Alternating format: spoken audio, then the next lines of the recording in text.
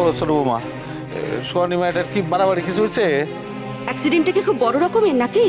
না মা, ও এখন ঠিক আছে, ওকে ওরা ছেড়ে দিয়েছে। সৌরভ, তুমি চুপ করে আছো কেন? বলো কিছু। ছেড়ে দিয়েছে? তার মানে তো বিশেষ কিছু একটা হয়নি। যাক বাবা, বাঁচা গেছে। ভাই ভাই শোন না, তুই না এতটা আপসেট হোস না, বুঝলি? আমি একটু ভাবছিলাম তোদের ব্যাপারটা নিয়ে, মানে আমি ভেবে দেখলাম তুই একটু আলাদা করে কথা বল না সোহানির সঙ্গে।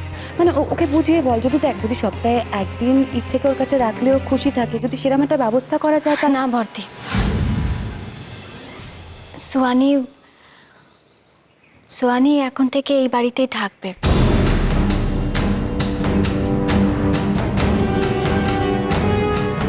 তোমার ছোট ভাই সিদ্ধান্ত নিয়েছে।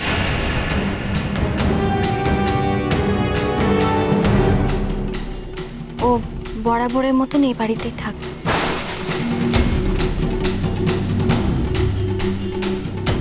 কি হলো সৌরভ, তুমি চুপ করে রয়েছো কেন? তুমি তোমার সিদ্ধান্তটা বলো সবাইকে।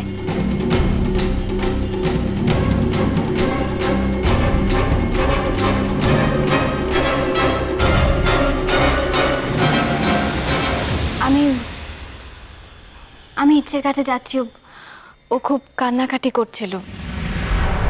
আমি যাই।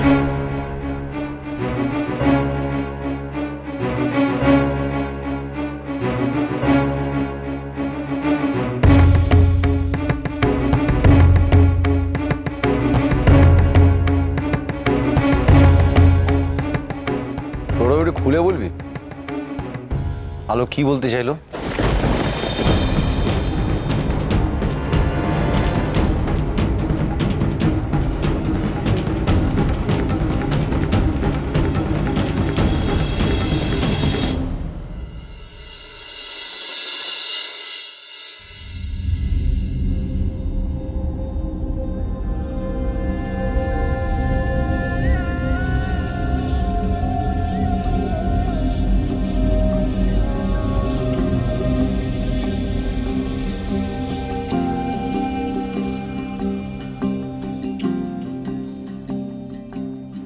ছুটকি,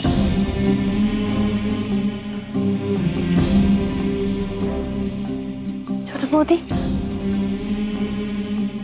এতক্ষণে তুমি এলে?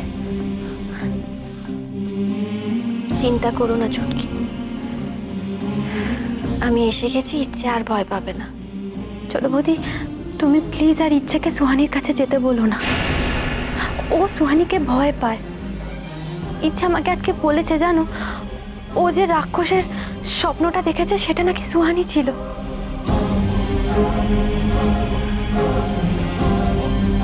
ইচ্ছের ভয়টা কাটাতে হবে ছুটকি। এরপর যখন ইচ্ছে জানতে পারবে যে সোহানি বরাবরের জন্য এই বাড়িতে থাকবে, তখন তখন তো সুহানি ওর জীবনের শেষ কটা দিন ইচ্ছের সাথে কাটাতে চায়। তার জন্যই তোমার ছোটদা ওকে এই বাড়িতে নিয়ে আসছে। আমি এই ব্যাপারে কিছুই বলতে পারবো না, কিন্তু আমার আমার মেয়ের ভালো মন্দ তো আমাকেই দেখতে হবে। তাই ইচ্ছেকে বোঝাতে হবে ছুটকি, যাতে ও সুহানিকে ভয় না পায়। ও শিশু, ও বোঝালে। কিন্তু ছোট বৌদি, তুমি একবার ভেবে দেখো, অন্য কোনো ব্যবস্থাও তো না আছে তো। হয়তো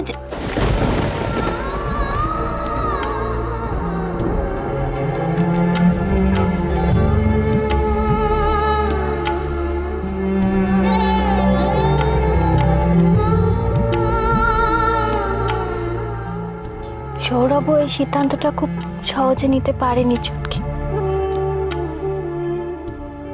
ওর মধ্যেও অনেক টানাপোড়েন চলছে, আর সৌরভের স্ত্রী হিসেবে ওর পাশে থাকাটা আমার কর্তব্য।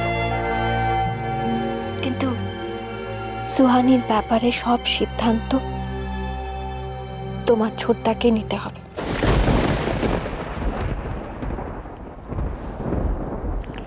মা,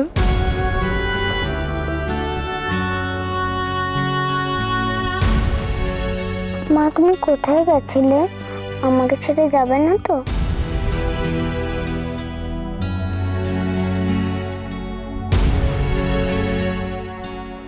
ওই মনস্টারটা তোমাকে কিছুতেই ছাড়ছিল না, না? ওকে ঠিক ওই খারাপ আন্টিটার মতন দেখতে। তুমি ওকে তাড়িয়ে দিচ্ছ তোমার? ইচ্ছে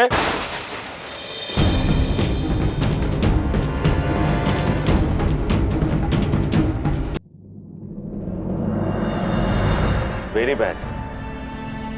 তোমাকে আমি বলেছি না যে বাচ্চারা ওরকম কথা বলে না। তুমি নিশ্চয়ই স্বপ্ন দেখছিলে, না হলে ওই আন্টি খামোখা মনস্টার হতে যাবেন কেন বলো?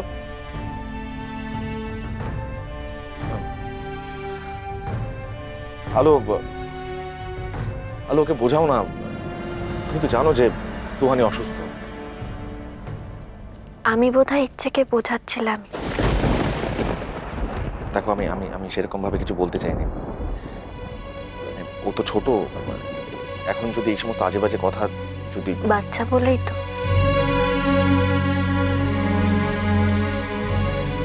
বকে ওর মাথায় কিছু ঢোকানো যাবে না।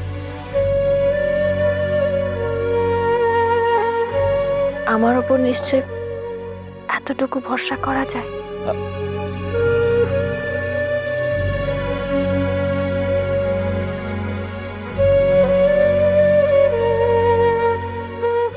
মা বাবা আমাকে বকলো কেন? বকবে কেন? আচ্ছা, ইচ্ছে তো খুব সাহসী মেয়ে, এর মন খারাপ করলে চলে?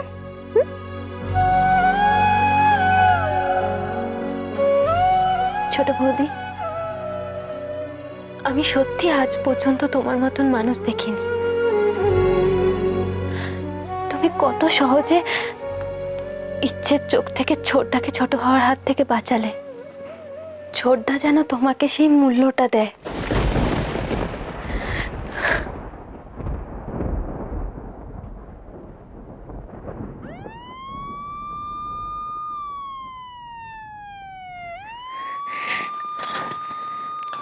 মা কি হয়েছে?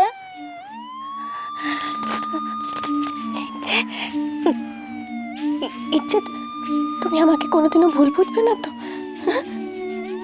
শোনো মা, তুমি আমার কাছে থাকবে। মা তুমি কি বলছো?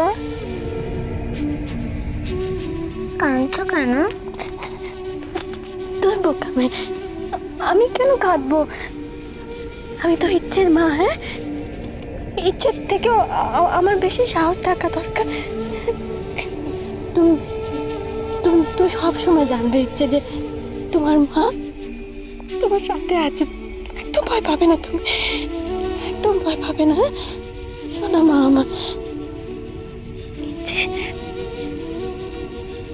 ইচ্ছে আমার একটা কথা দেবে? হ্যাঁ, যদি ওই আন্টি তোমার কাছে আসে, তুমি কাঁদবে না? ভয় পাবে না তুমি?